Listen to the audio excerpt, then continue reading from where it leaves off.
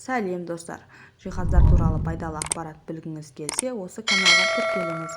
Қазіргі трендтегі сапалы және арзан жиһаздарды айтатын боламыз.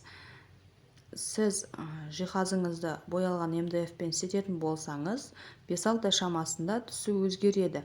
Сол себепті ЛДСП материалмен жасаған дұрыс. ЛДСП материалын таңдауда ең басты сапасы жақсы, қымбат фирмадан болғаны жақсы. ЛДСП материалының артықшылықтары: біріншіден, салмағы жеңіл, екіншіден, түсі өзгермейді, яғни бөлмедегі ыстықта буда өз түсін сақтайды. Үшіншіден, бағасы да арзан, яғни қолжетімді. Жиһазда ең бастысы ол фурнитурасы. Егер сіз жиһазыңыздың фурнитурасын Bloom фирмасынан істететін болсаңыз, сізге жиһазыңыз 10 жылдан артық қызмет ететін болады. Видео ұнаса, лайк басып тіркеліңіз. Келесі видеода ЛДСП материалының сапасы жақсы фирмаларын айтатын боламыз.